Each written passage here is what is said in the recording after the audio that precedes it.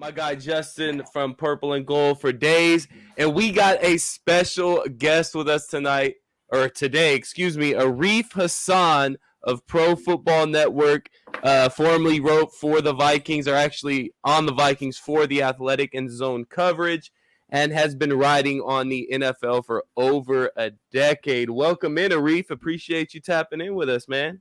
Yeah, of course, man. Appreciate you. We're going to talk some Vikings offseason, a lot of moves to talk about. Justin, obviously, tapping in, my partner in crime today, part of the Purple and Skull media family. How you doing, Justin?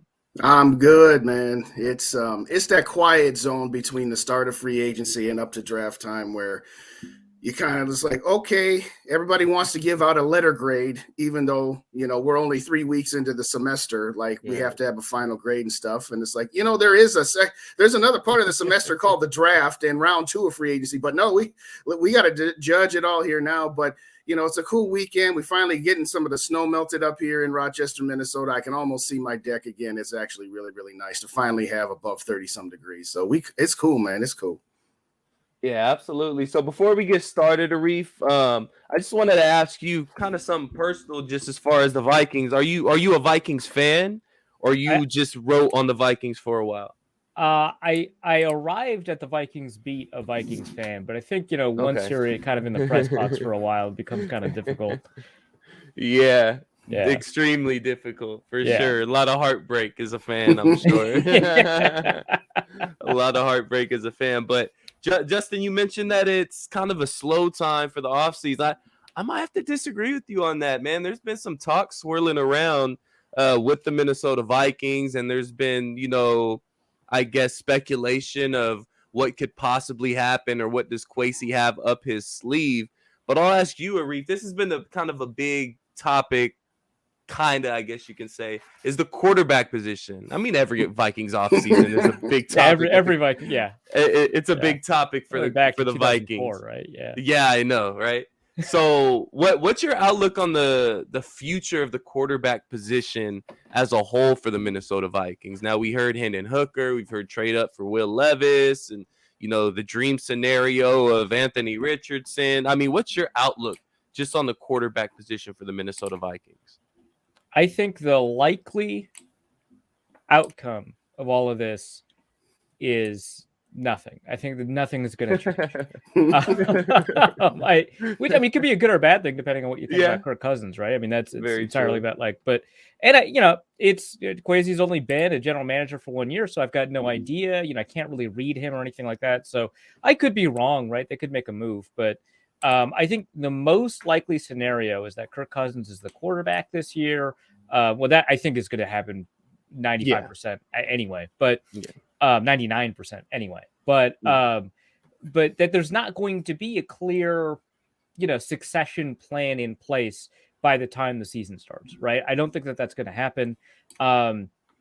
Obviously, there's been like an outside ghost of a rumor kind of about Lamar Jackson, but that's ridiculous. I don't think that's happening. Oh yeah, that's a touchy subject. That's a touchy subject, Arif. I don't know if we're going to get started on that one. I mean, personally, it would be exciting, right? Like, good or bad, it's exciting, right? Yeah, absolutely. So, from the perspective of like a sports writer, I mean, I'm all in. For writing a content creator, for those of us doing that sort of thing, it would be. Yeah. It would be delightful. I mean, to your point, it's a 2% at best chance of anything other than Kirk Cousins being the quarterback of this team, regardless.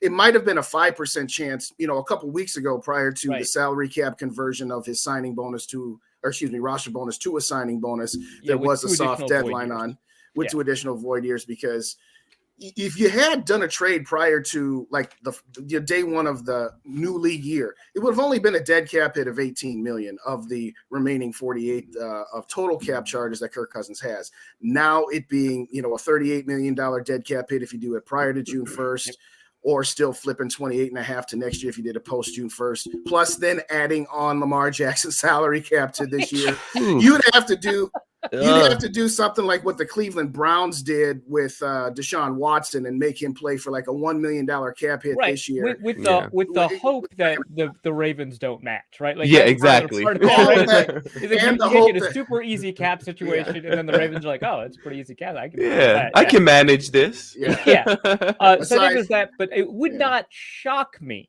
if they drafted a quarterback in the first round. I just don't expect it. I think that is unlikely, but because it's a new regime, there's very little that would like truly. I mean, if they got like a fullback or a punter, I'd be flabbergasted, right? Yeah. But there's very little that would shock me, right? So, I think that would probably be the right move, right? Just because you know the way that those extension talks broke down, it doesn't seem like Kirk Cousins is going to guarantee to be the future of the Vikings going forward, right? And so I think that 2024, 2025, certainly an open discussion worth having.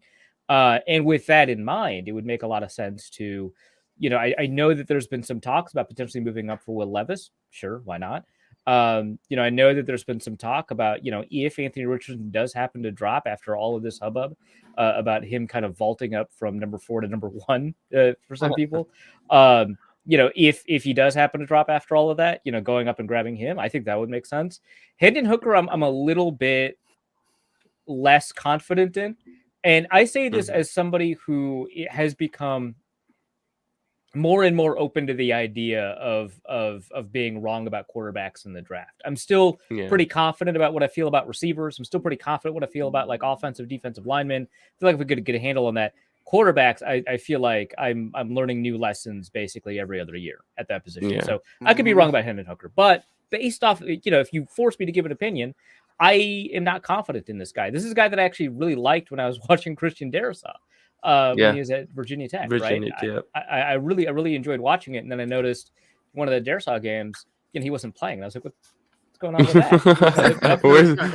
Where's your quarterback? And I was like, oh, this guy was benched? Oh, okay.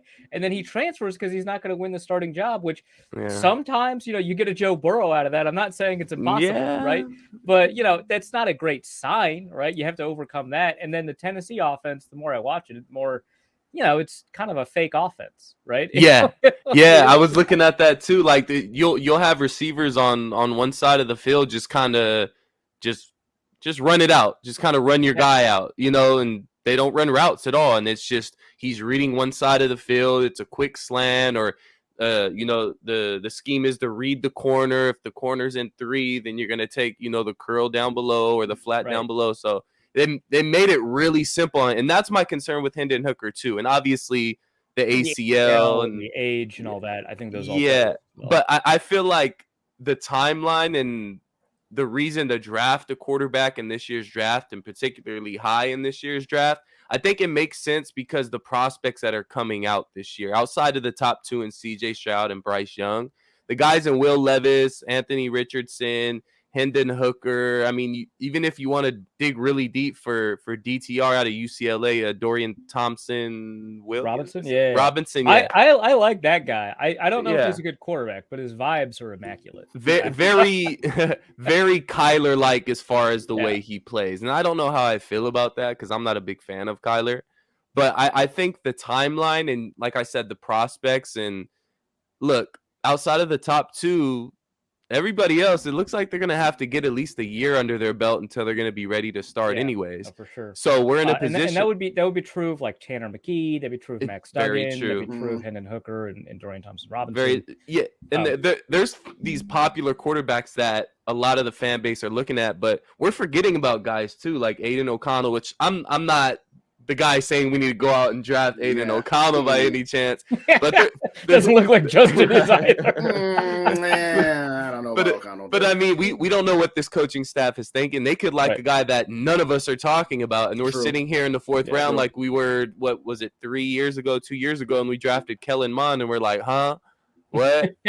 So I have a little more faith in this coaching staff than I did the last one about picking a quarterback in the 3rd round. I will say Zimmer was right about Kellen Mond. Yeah, right? He was right. Well, for better or for worse, Zimmer was right about that, and he was right about Kirk Cousins. He's like, this guy's gonna get me fired. By hook or by crook, one way or the other. So he's got that going for him. But yeah, in terms of developing a quarterback, I think that this staff is something we can have. Yes. Somebody that we can have like a little bit more confidence. So more realistically, we'll kind of stick with the draft talk here. We have a couple other topics we'll discuss. You obviously said quarterback, you don't really want to take a chance in the first round unless it's a guy like Will Levis that falls or Richardson. So what do you see us doing at 23? Like the chances of us staying at 23, chances of us trading up, and then chances of us trading back. What would you put the greater chance of between the three of those? So I think the lowest chance is that they stay put. I think that's the least likely scenario. I agree. I think that if someone does fall, right, if someone, whether it's, a cornerback that they love, like a Joey Porter or Christian Gonzalez, or if it's a quarterback like we just talked about, right? Run to the podium. Right, exactly. If there's somebody at like 15 that they're like, yeah, we would have drafted that guy at 5. I think that they would trade up. I don't think that they're afraid of trading up. It's just, to them, trading up, it probably just has a higher bar, right? That in order to trade up, they have to have more confidence than most front offices would have in order to trade up, which I don't think is a bad thing. I think that it's fine to be that hesitant. The flip side of that is that they're very comfortable trading down, which led to, of course, a pair of in division trades that we're gonna tear apart and evaluate for like the next 2-3 years and see, if that was smart or not. Yeah. The combined number of catches that the Jameson Williams and Christian Watson have thus far, not a huge concern, but both of them seem to have sky high upside. So we'll see. But I think that there's a pretty decent chance they'll trade down. The one thing that's kind of stopping me from saying that is absolutely without a doubt something they're going to do is that if you take a look at kind of the way these mock drafts roll out, whether that's a mock draft in January or a mock draft in March, there's one thing that's kind of consistent about all of these, except for the fact that Will Anderson's going top 4 or 5, except for the fact that you've got, CJ Stroud and Bryce Young, the top 2 quarterbacks. Top 2, the one thing outside of that's been consistent in the middle to late parts of the draft is that there's a cornerback run, right? Yeah. When it's somebody like, Keely Ringo, for example, or there's so many first round cornerbacks that I'm just like forgetting. Oh yeah, it's loaded. It's loaded this year with corner talent. It's loaded. Like the one guy that might go in the first that I think they're probably not going to be interested in is the nickel guy, the Clark Phillips III, I think. Phenomenal corner from Utah. He's like 5'8", so he's smaller guy. He's Duke Shelley. So yeah. So we're not drafting him, is what you're telling me. Probably not. But yeah, there's a ton of these guys that the Maryland pair of corners. I really like Deontay Banks. I like him a lot. I like Bennett. I like Jacorian Bennett. Yeah, I mean they both have extraordinary potential. So I could see, especially Banks, but I could see both of them going in the first round. So the South Carolina guy, Cam Smith, I think, all of those guys are going kind of around that area. And so if you don't want to miss out on a cornerback run, that's when it's unlikely that they would trade out. But I think if I were to rank the possibilities, it would be trade down, then trade up, then stay put. Stay where you're at. I think that's probably, and I think just from the perspective of somebody like Kwesi, what are the odds that the best draft slot for you is the one you end up with at the end of the season? Probably pretty low, right? Extremely low. I would imagine that that's what he's thinking. And so the idea that a cliff of talent, I think you want to kind of chase where those cliffs are, that a cliff of talent would be there right where you happen to draft, the odds are pretty low. So I think that's probably how they'll approach it. Yeah, and if I'm not mistaken, the past 2 drafts, we've traded down, right? In the first round, we traded. In past 2 drafts, I mean, because Spielman loved trading down as well. Right? Yeah, so we're used to it. I don't know about 20 picks to a divisional rival, but hey, it was against the law for Spielman to stay at his spot. He thought he would get arrested. Oh, wait a second. My pick is up here. I think I'm trying to remember the last time he stayed put in the first round. It might have been for Trey Waynes, which great. Yeah. Well, technically JJ, but that's because right. it fell to him. Oh yeah, that one if was JJ had been gone, if Philly had taken JJ, Rick would have traded there. Absolutely would have traded there. Okay, so but sans that, you're right. It was probably like Christian Darrisaw was a trade down. Obviously, Jets got AVT out of that. But yeah, Garrett Bradbury, I suppose he was taken at his slot. Yeah, like 18 or something. At 18, yeah. But yeah, there's been a lot of trade downs to get those extra picks. Yeah. So what about you, Justin? You feel like we go quarterback in the first round, and what do you feel like are the odds of staying put, trading up, and trading down? Well, to circle back to a point that you guys had made earlier about these quarterbacks, about how in some ways they're kind of being tricked up because these offenses are just tricked up.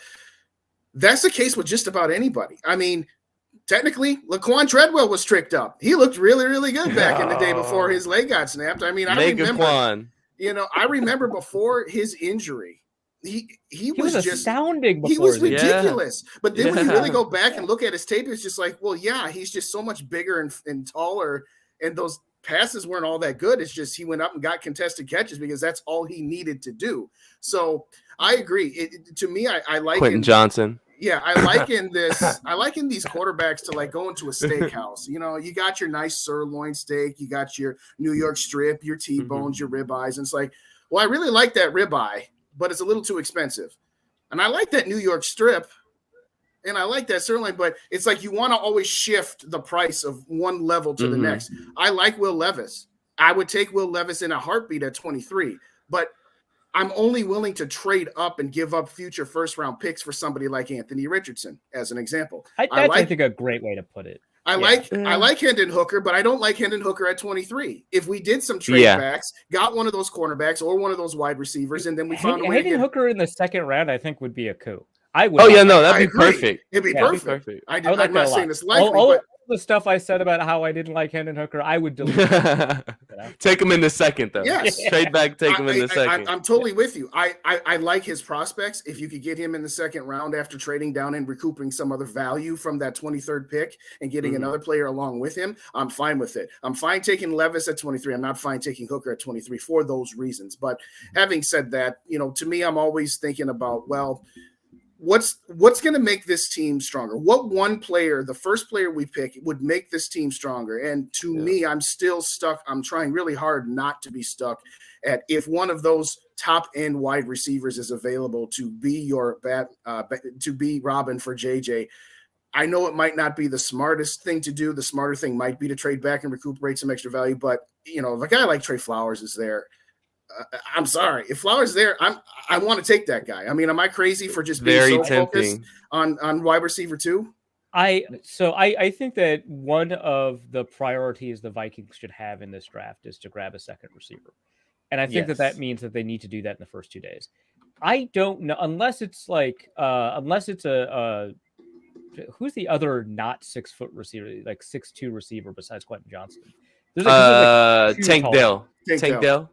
God, I don't really love Tank Dell that much, but don't tell Rap that. Don't tell Rap that. You talking about Addison? You talking about Addison or Addison? Jordan Addison. Yeah, and he's been falling to us in mock drafts too. If he's there, I think you got to take him. Right, and I think so. But I think that when you've got if you're outside of Johnson and Addison, right?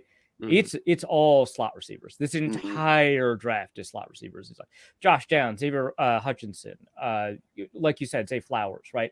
All of these guys, or Jalen Hyatt, right? All of these guys some of them are super speedy, right?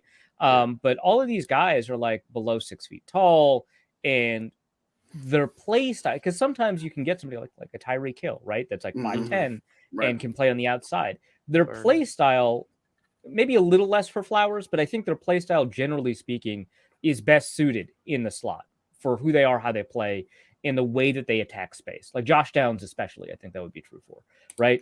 And Jalen Hyatt was like built in a lab to be a slot receiver, I think. Just because like that's the only way you can translate what he does at Tennessee to the NFL. I don't think you can translate him as a flanker, right? So that to me is something that there's going to be a bunch of receivers that fall out of that first round because of that limited versatility. And I think that you would be better suited to grab that in the second round. So if, for example, let's say you traded down from like 23 to 30 and you grabbed, another third round pick, right? If you did that, and then at 30, you grabbed like Deontay Banks, cornerback, I think that would be phenomenal, right? And then you package a third and a fifth to move into the second. You grab one of those quarterbacks we just talked about, and then you grab like a Xavier Hutchinson. What an astounding draft! That would be that'd be a dream scenario. Yeah. And I think that you don't need to get, because of the number of receivers that we've got in this draft that have very similar skill sets and projections. I think that you don't need to get your receiver in the first round, but I do think that they need to come away with somebody that they're confident is a potential wide receiver too. And hey, if they lose a competition to KJ Osborne, fine, fantastic. I would trust KJ Osborne, if he won a competition, to be the receiver too. I have a lot of confidence in him, but I want that competition to exist, right? Because I'm not 100% confident that he can play that second receiver role outright. I want him to be able to prove it against some reasonable restrictions on his ability to do that. So last thing on these wide receivers before we move on to them. At what, and you'll be able to better answer that because you're a little more plugged in. You guys do a little more in depth. All we heard about Justin Jefferson was all he was as a slot receiver, right? Now, obviously, again, he is the 100th percentile of being completely miscast. Yeah. So I don't want it to be that, they say the same thing about this guy. Therefore, all these other guys don't necessarily have to be pigeonholed into being slot receivers. But where do you draw the line as to a reasonable evaluation of, are these guys truly just slot receivers, or is that just kind of what our traditional mindset has been for, their size, so to speak? Oh, totally fair. Totally fair. And I would, if I'm drafting a guy in the second round, I would let them compete for that outside job 100%. Mm-hmm. I would want to be proven wrong, because it means I got a ton of value out of this guy, right? And he can do more than I thought, right?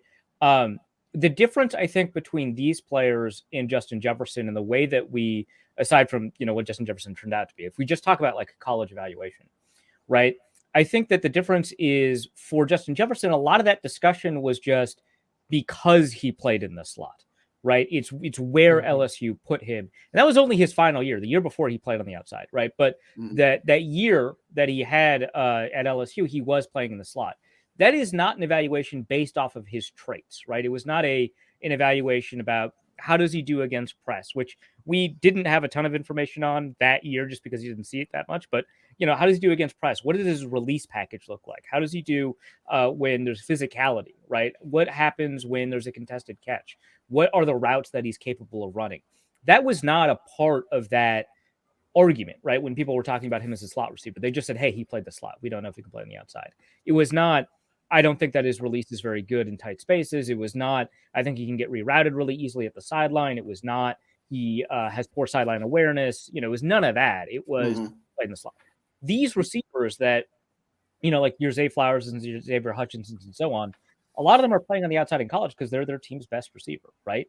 But they project to play in the slot because you're a lot less confident about their release against press. You're a lot less confident about their ability to use the sideline positively and to get pushed out at the sideline, right? You're a lot less confident about their ability to run a full route tree and be able to take advantage of the outside route tree versus the inside route tree.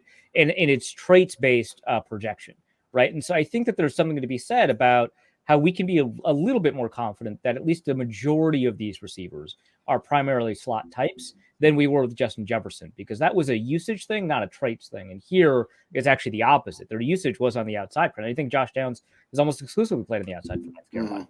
But his skill set right now, to me, screams slot receiver. And you draft him, you let him compete against outside corners, have him go up against Deonte Banks or Andrew Booth or Caleb Evans or whoever on the outside. And if he's winning, let him play on the outside, right? And now you've got an even better receiver than you thought. But at the time, when it comes to evaluating a player and trying to slot what their value in the draft is, you should primarily project them as potentially a slot-only person.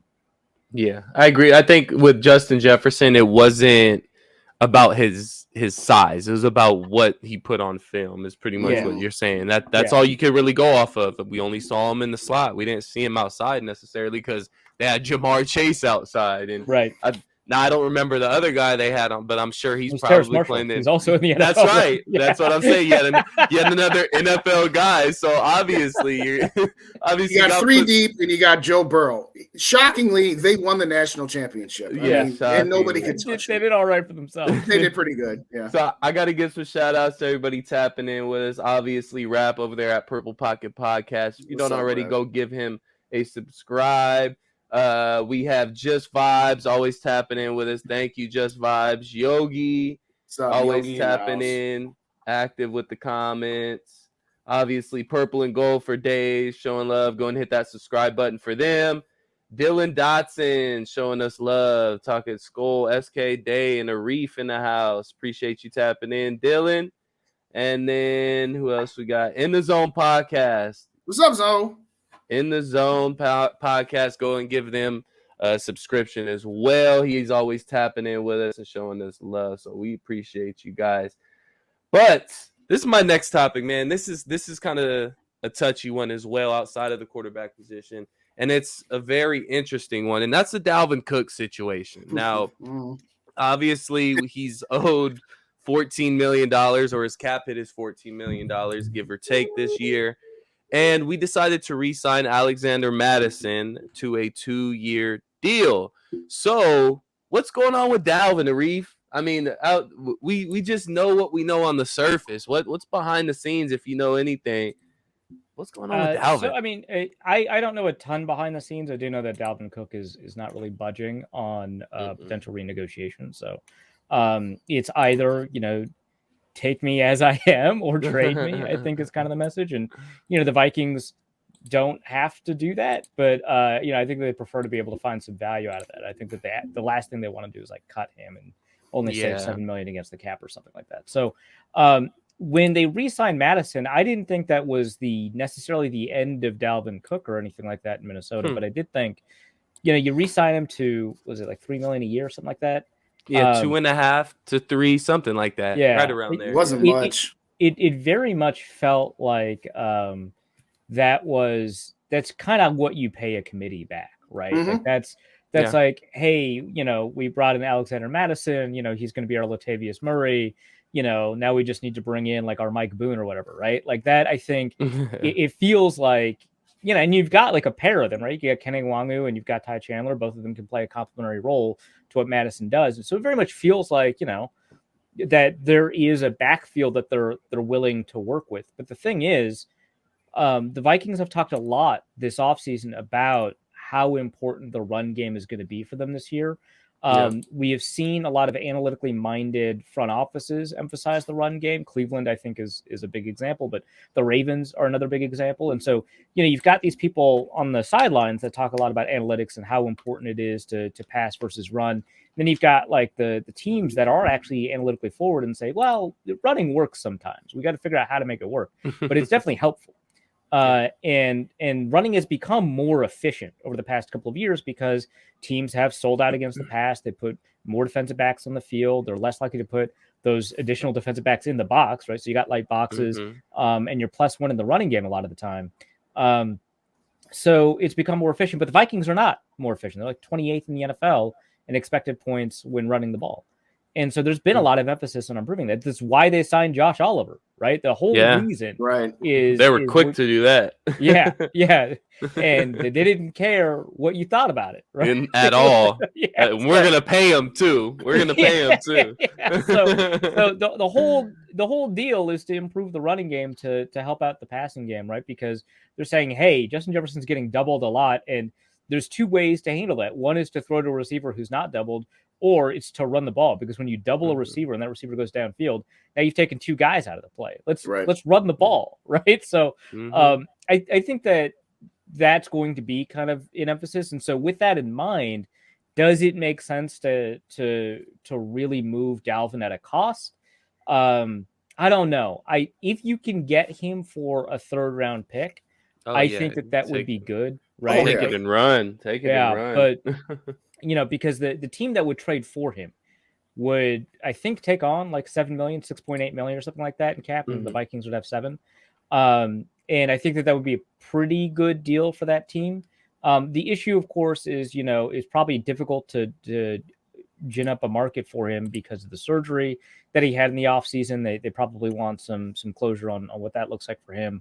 And that'll probably drop his price until maybe the draft. Maybe they trade him during the draft. Those things happen too. Okay. But for right now, it might just be that they kind of have to absorb it.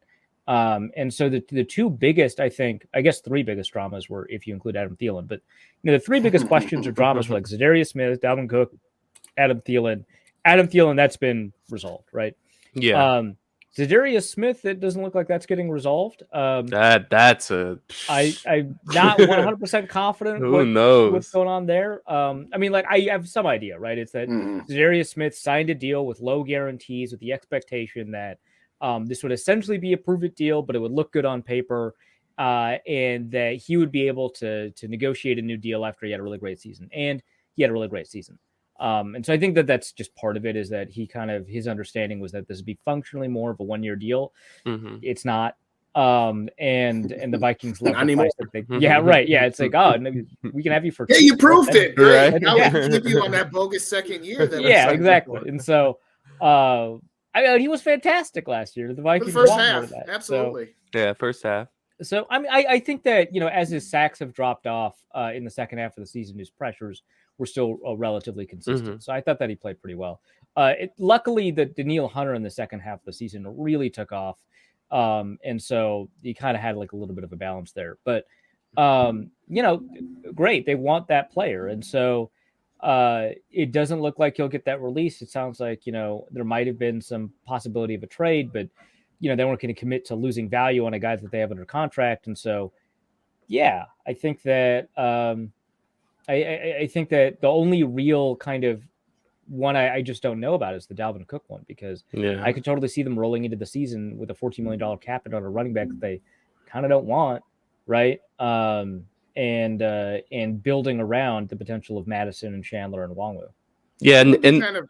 I'm sorry. Go ahead. I mean, they doubled down on improving the run game too by re-signing and extending C.J. Ham, which. What was he, like 15% of the offensive snaps, if even that, last season? So, I mean, you're showing right now we're going to be using a lot more CJ Ham. And if you're paying a guy that much and extending him and still only going to be using him 15% of the time, that's not a very good business move, in my opinion. Yeah. So they're doubling down on, hey, look, our first signing in free agency, we rushed to the podium to sign Josh Oliver, which, hey, look, to me, seems like he's a great blocking tight end. Don't get me wrong. Now, I didn't feel like you had to be that quick to sign him. Right. Maybe give him that much. Now, I know the details of the contract may not be as much. They're very friendly to the Vikings. Yeah, very friendly. It's from like what I've heard.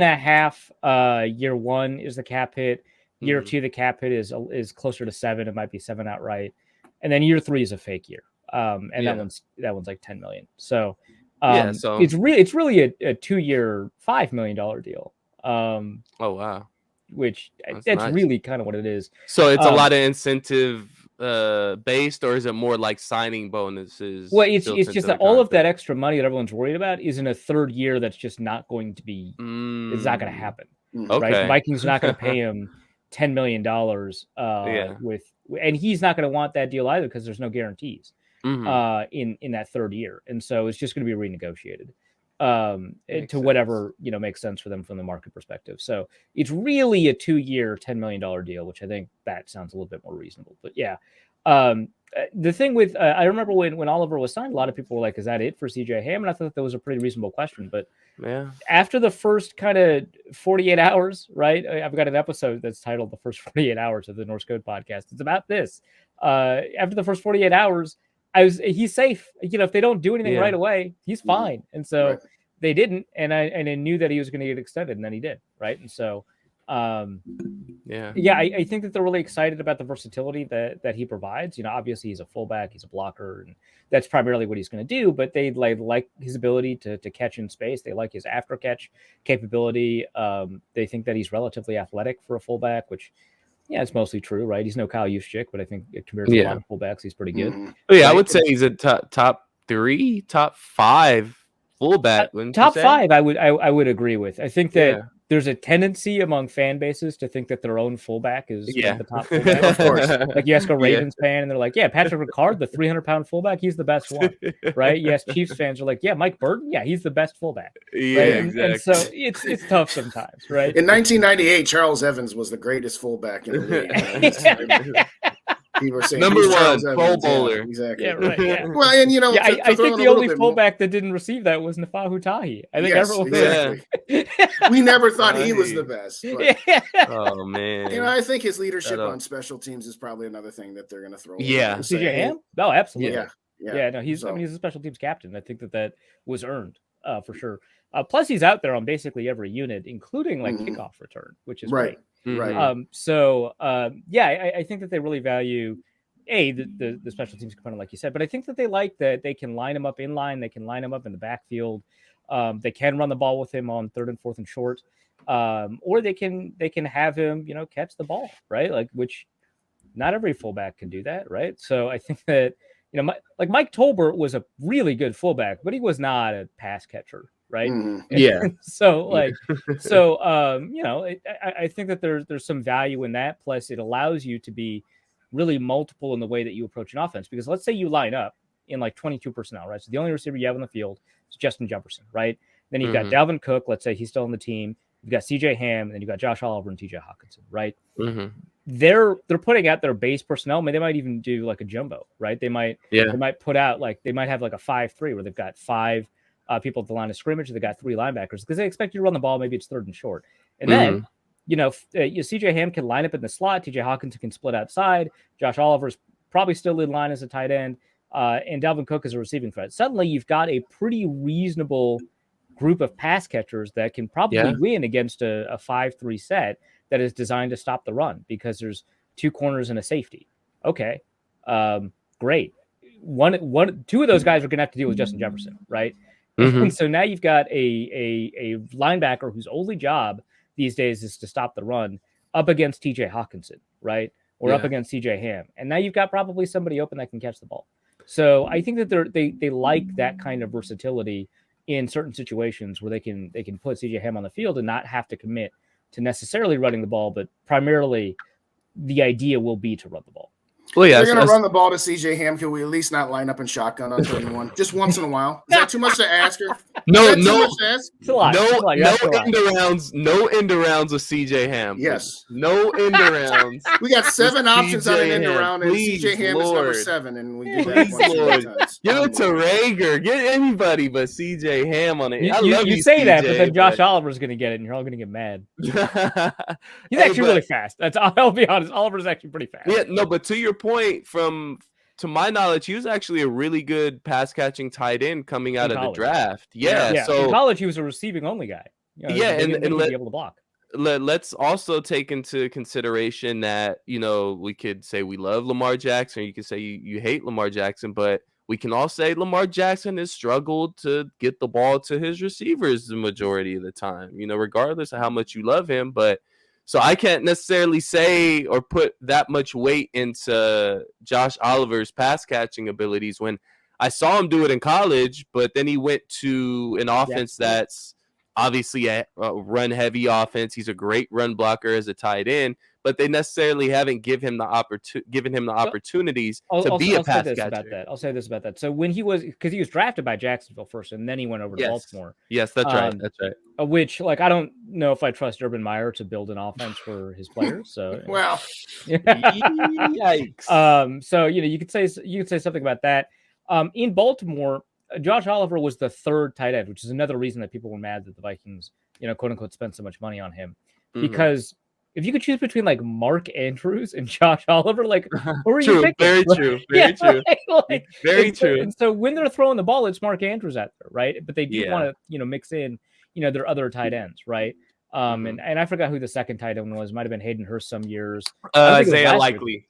Isaiah Likely. Oh yeah. So absolutely. Right. So like, if you've got Isaiah Likely, who is a really high potential pass catcher, right? And then it's Josh Oliver. It's like, well, you're only putting the 3rd guy on the field when you're running the ball anyway, right? So, that makes sense. I think that there is a lot of opportunity for him to be an impact pass catcher in Minnesota, but I don't think that is the idea, right? Well, yeah, him and Johnny Munt are going to be, you know, going back and forth for that tight end 2 spot, in my opinion.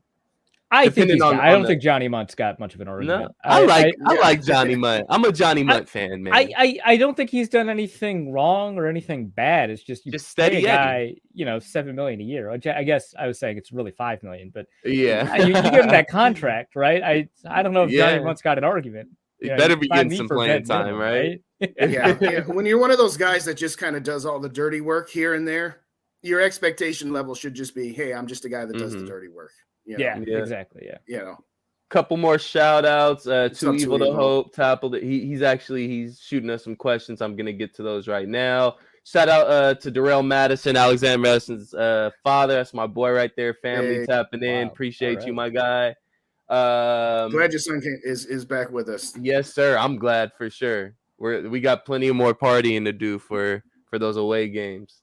So we have a question from Too Evil to Hope.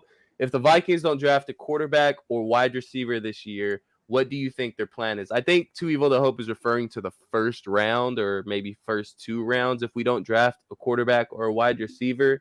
So what do you think their plan is if we don't go quarterback in the first couple rounds? Well, I think that it would be to engage with Kirk Cousins to have extension negotiations next year, and that way you could probably avoid the dead hit from the void year, right? Because you're just extension of the contract, you're no longer voiding anything.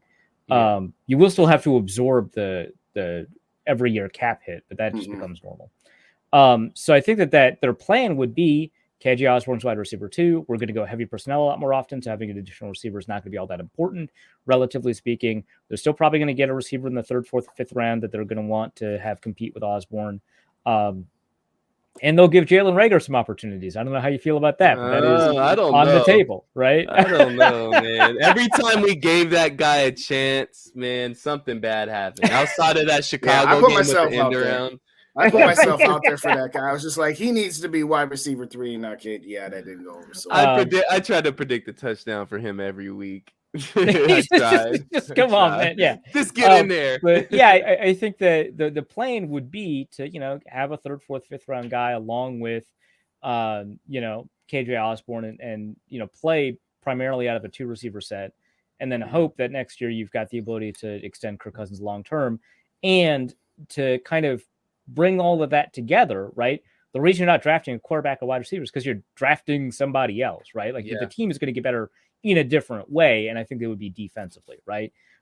Whether that is to have a linebacker, because I don't think Jordan Hicks is the answer right next to Brian Asamoah. I think you want to get another guy, right? And so whether that's to get a linebacker, whether that's to get a corner or 2 corners, right? Whether that's to get a defensive tackle, right? I think that there's a lot of opportunities for the Vikings in the first 2 days to make that defense a lot better. Primarily, I think at cornerback, but I think that we're not limited to that when we're talking about ways to make that defense better. And so the plan will be that we want to have a more complete team this year, right? Maybe that means we sacrifice our ability to have a high-end receiver pair next to Justin Jefferson, but Jefferson's going to get 1,800 yards anyway. I don't care. We're going to throw the ball to TJ Hawkinson and Justin Jefferson and whoever else happens to show up that day.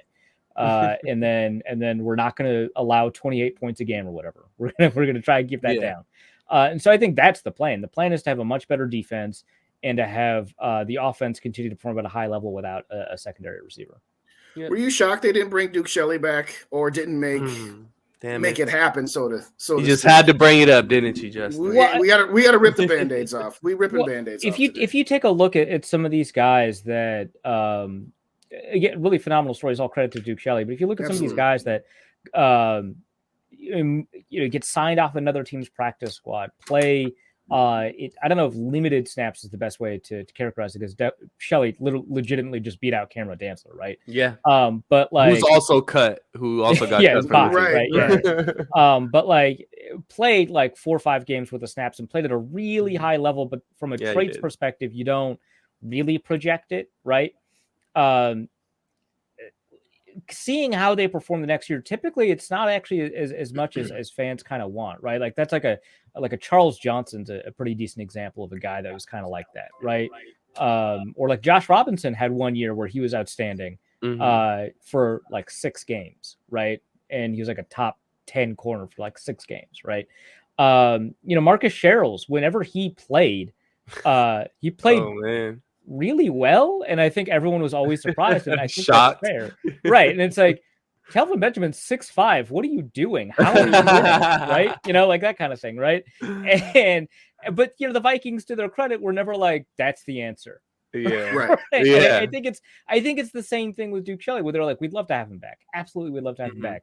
But no way are we paying $1.5 million to bring him back, right? We're up against the cap. We kind of project him to be an outside guy, but he would be an ideal fifth corner, right? Yes. Yeah. And that's what they saw him as, and so that's what they offered. Like, what was it, 1.2, 1.3, I think is what they offered. Yeah. They ended up signing somewhere else for 1.3. And I think he was right to be insulted by that. I think both parties have a pretty good argument for the way that they handled it. Yeah. And if I was Duke Shelley, I'd be like, I don't know what else you want me to do. I played amazingly, right? And I did everything you asked me in a bad defensive scheme without great coaching, and I held it down. I beat out the guy that you expected to start the season. I was healthy, which is a pretty great upgrade over literally everybody else. And I wasn't a liability. So I don't know why you wouldn't pay me. And I think from his perspective, that's right. So he took a deal that was a little bit more somewhere else, so that he could prove it again. Right. Which always sucks as a feeling after you have an opportunity to prove it and you feel like you have to prove it again. Right. So I think that's it. I think that from the Vikings perspective, when you see that situation, more often than not, it does not, that is not your answer. More often than not, you end up with Holton Hill, right? That's what happens, right? Holton. And so you don't want to be caught in a situation where you're overcommitted to a guy where because they did pretty well for like 4 or 5 games, now you expect this person to be able to like take up a somewhat significant chunk of your cap space. I get it. I probably would have offered 1.4, 1.5 mil if that's all it took. But I wouldn't have promised him anything, right? Yeah, it'd be incentives. Hey, I have no idea if it's a fluke. If it's not a fluke, you'll prove it in training camp. We'll give you an opportunity to compete with the 2s and the 1s. Yeah, I've said it from the beginning that he's a very good 4th or 5th cornerback, and he's a very good red zone cornerback. Yeah. It's easy to do that when you've only got 30 yards to defend as opposed to 70 yards to defend. Again, Kevin O'Connell always talk about being situationally good. He was very situationally good in the red zone. Obviously, the overtime knockdown of that pass to the Buffalo Bills tight end is one that'll stand out. Some other plays. But if you look at a lot of his plays, a lot of it was in the red zone. And yes, expecting a guy like that to then all of a sudden be your second cornerback might be asking too much. To a good point that Two Evil had is like, okay, well, how is it we can extend a CJ Ham or sign a backup tight end for that, but we can't keep a Duke Shelley? Well, there's some truth to that, but it's not an all or nothing type situation. But I like what you said earlier, that both sides can be right about this. It's like, hey, we understand that you're probably looking for a little bit more, but we also understand the Viking side is say, hey, we're not going to put you in as a cornerback too and put you in a position to not do what you do well. So it's kind of one of those things where he was a highlight of the season last year, but we picked him up. The story we've all talked about, we all know about, and to have him step in when we had so many injuries with Evans and Booth Jr. and then Dantzler just not being all that good. But it was kind of one of those, it's like, you see him sign for what he did. It's just like, really, we couldn't have kept him. I don't know. No, I totally get it. And again, if I were the Vikings, the Vikings would be a lot worse, but if I were the Vikings, I probably would have extended an offer. But like, in terms of like, how do we have cap space for Ham but not Shelley? Ham, they 100% project to play a good chunk of snaps. There is a really good possibility that Duke Shelley, if he had signed with the Vikings, would play 0 snaps for them this year. Yeah. That's the difference, right? You don't want to be caught. And I know that the cap is like $240 million. It's huge, right? But you don't want to be caught giving $1.5 million to somebody who's never going to see the field. And there is a real possibility that's where you are with Duke Shelley. There's outside of injury, which then it goes on injured reserve and you've got a different cap calculation. Outside of injury, there's no situation where CJ Ham sees 0 snaps. Like you said, he had 15% of snaps last year. I think we all project him to have more than that this year. And so that's how you can pay that guy and not the other guy. Yeah, and he's held to a very high regard within the locker room and the front office as well. So what a lot of people don't realize is, we just look at the players on field, and obviously that's the first thing you got to look at. What is your performance on the field? But you got guys like CJ Ham who plays such an instrumental part in the locker room that you'll pay a little extra for a guy like that because he means so much to the guys in the locker room. So I think that also added to us outside of us doubling down on the running game, obviously. But that's what kept us, or that's what kept CJ Hammer on. Actually, made us give him an extension. He's going to retire Minnesota Viking, and he's very important to that locker room. And to that last point, real quick, SK, you got rid of somebody in Adam Thielen and Eric Kendricks, and you didn't bring back Patrick Peterson. And those are 3 of your top 5 leaders of the overall locker room. So, yes, there's a little bit of point to be said there as well. It's just like, we got to keep some of our leadership core around. We got to keep some of the, the stalwarts in here to keep this room. And I think that's why the extension for Harrison Smith was so critical. Yes. Yes. I think that played a major part in that. But I mean, from reports, it said Harrison Smith didn't want to leave. His agent was talking to other teams, and he told his agent, "Shut it down. I'm not going anywhere else." I don't know how true that is. What do you think of that, Arif? What do you think of that? It's lovely. I don't know if I would ever call Harrison Smith a liar. He's a very forthright person, so I don't know if I'd go that far. I'm just saying, I hear that kind of stuff a lot. Right? It's just like the Carolina Panthers are Super Bowl contenders with with Andy Dalton. Andy Dalton we can win with this guy. Right? Because imagine if like Harrison Smith was like, I don't want to play anywhere else, shut it down, and his agent's like, are you sure? Because we're gonna get $20 million a year. And he's like, wait a minute. Open it back up. Turn it back up. Right. So there's like a limit to all of these, right? But I mean, and sometimes they're real, right? Like Anthony Barr pulling out of the deal with the Jets to return to the Vikings, which I think probably turned out to be a bad career move for him. Yeah. But is in the moment was a really great story for the Vikings locker room and the camaraderie and how close they are together and all that. But hindsight's 2020. Who would have known, right? But like, you hear a lot of these stories where we're like, oh man, they worked out a deal and he took a massive pay cut to stay home, and it's like, would he have gotten a better deal elsewhere? I don't know. I don't think so. So it would have to be a contender, right? For someone to really pay for him to come in and be kind of an anchor on the defensive side of the ball. Like it would have to be and there's not a lot of teams that value safeties like that.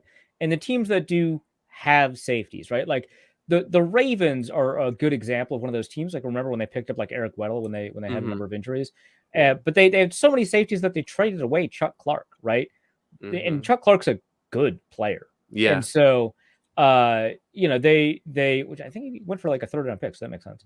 But they have like Kyle Hamilton and they got Marcus Williams and they've got a number of other safeties. And so there's just not a lot of teams that are at a point where they want to, pay for a safety to give them 1 or 2 years of contention on defense as their kind of centerpiece for what they do. And the teams that do have generally invested a lot in safety. Like maybe the Chargers are another good example, and they just had Nasir Adderley retire. But I don't know I don't know if you want to pay Derwin James and another guy, right? Yeah. And so, I don't know that Harrison Smith would have gotten that market, and I'm sure he was aware of the deals that he probably would have gotten before he told his agent, it's not worth the hassle. Maybe I could get $1 million here more, right? Maybe I could get $500,000 more here. Maybe I could get a better incentive structure, a better chance to win over here. The hassle's not worth it. I would much rather stay in Minnesota.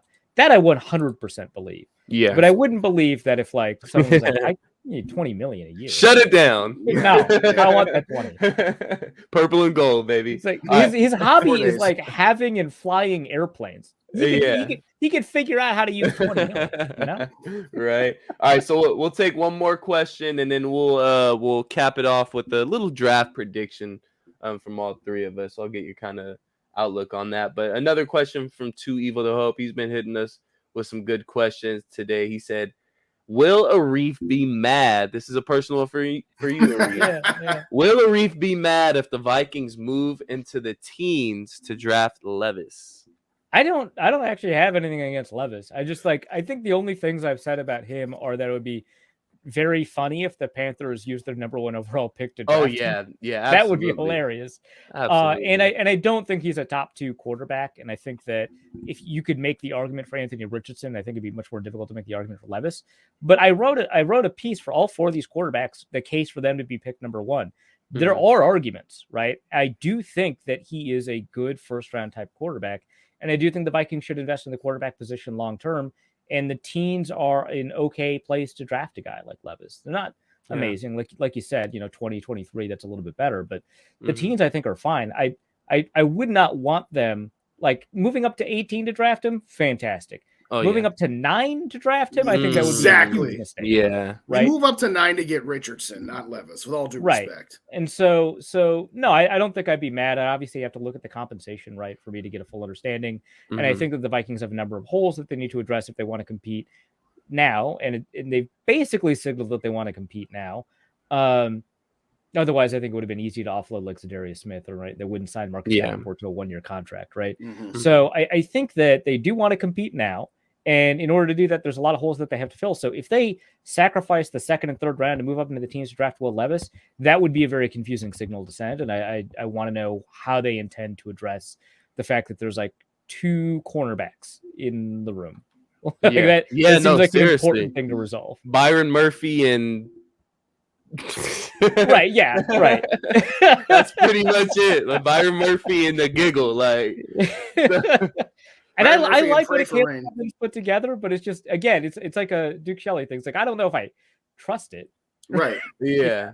No, it's definitely some grounds to be shaky on. So, but let's get a little draft prediction. Now, if you were to guess who the Vikings say we stay at 23. I know you said that's probably the least likely scenario for the first round for the Minnesota Vikings, but say we stay at 23, what would be your prediction on who the Minnesota Vikings draft?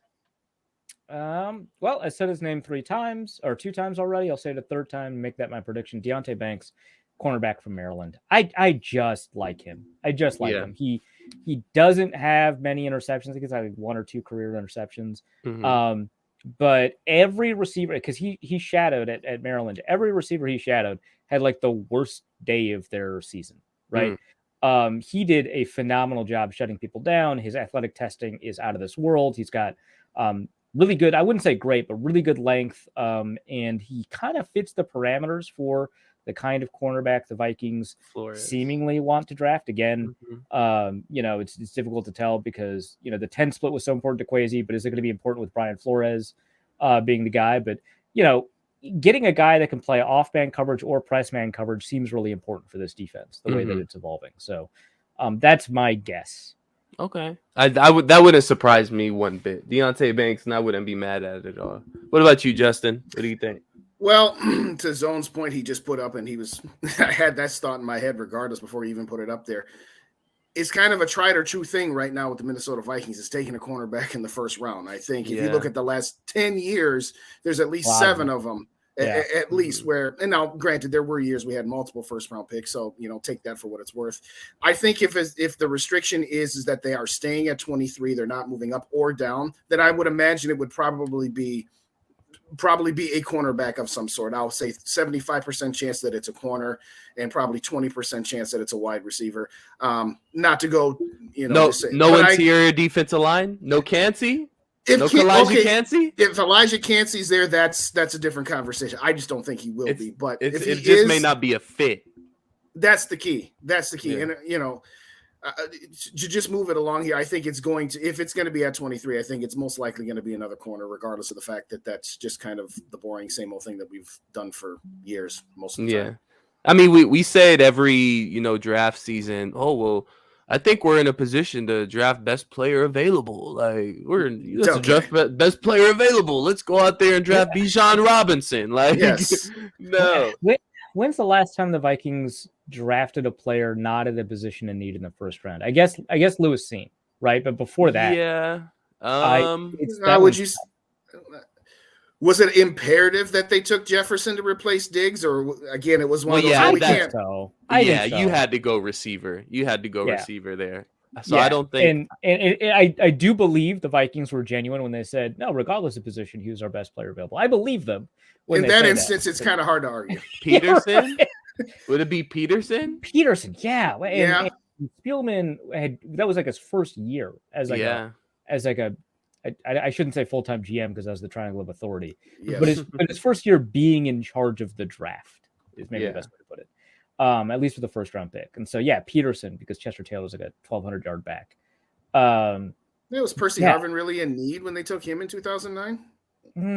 Actually, yeah, I think that's a pretty, because they were pretty confident in Sidney Rice, and had good reason to be, it turns out. But who was Bernard Berrien was on the other side, right? Correct. Yeah. Bernard so Berrien. They were pretty. So yeah, I think Percy Harvin's a pretty good example of a first round not need. And both of those were home run draft picks, like, and those were, you can consider those best player available. So if we're sitting at 23 and the best player available is Kancey in a position, I don't know, in a position that how many 270 pounders have played for Brian Flores? No, that's the thing. I just look at the tape and the guy's just a baller. Like, it's there's certain things where you're just a baller. Like, regardless of size, you can say I'm not sure on the whole aspects of John Randall's size. I know he is obviously smaller. I don't have the numbers in front of me, but he was a baller. The guy was just a baller. So it would be hard. They didn't draft him in the first round, though. That's the difference. I know, no, very true. Right. But I'm saying is signing him off the street. But if you knew what John Randall was going to be or possibly be, he would be a first round talent, right? So Kancey is a first round talent for a reason, and he's still a first round talent even with his small size. So it would be hard for me to pass up Kancey.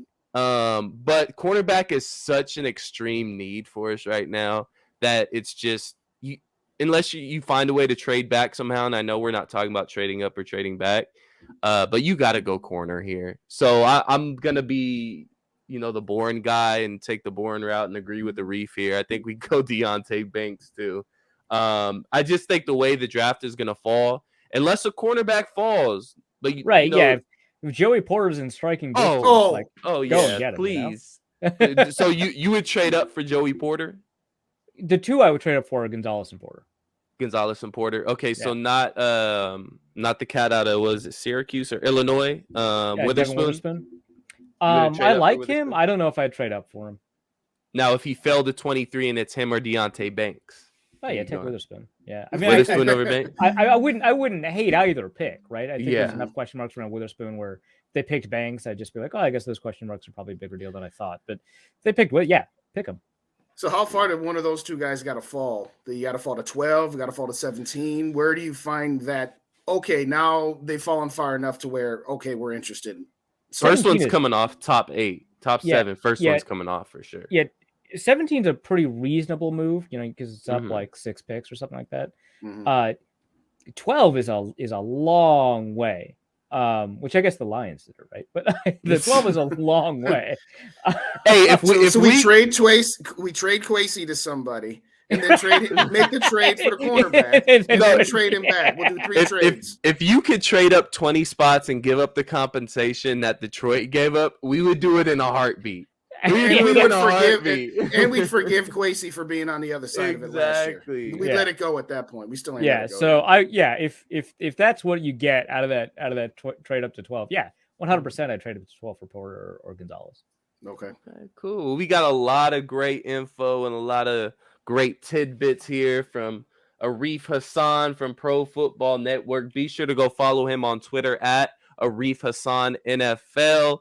I'm not sure. Do you have any podcasts or anything going on right now? Or are you just writing at the moment? And I got 2 podcasts. Shout out your podcast. Yeah. One's a personal project. Been working on it for like 11, 12 years now. Me and my friend, like Grand Forks, North Dakota. It's called Norse Code. You can find it wherever you find podcasts. I'm such an idiot. And then I don't worry about it. And then the other one is in the Locked On Podcast Network. It's Minnesota Football Party. It's like me, Sam Ekstrom, Luke Braun. Luke Inman's going to be out for the next couple episodes, but he's typically on there. And we get Ron Johnson on there every so often too. It's been a lot of fun. Oh, awesome. Yeah. So make sure you guys go and subscribe to that. Tap in with Arif and all the guys over there. They put on a great podcast. I'm sure I need to tap in and stop being out of the loop so much.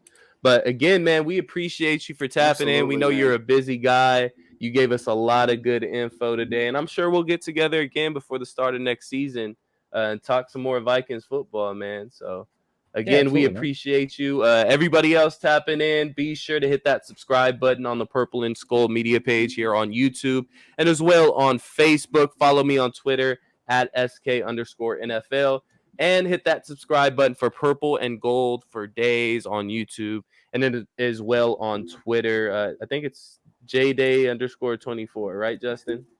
JDay_24. You are correct. I switched it up so we get all of our handles in there on the last shout out here. So there you go. Sweet, awesome. Go give us a follow. Hit that subscribe button, guys. Thank you, everybody. Like. Thank you for everybody for tapping in, hitting us with your questions. We'll talk to you soon, guys. Peace.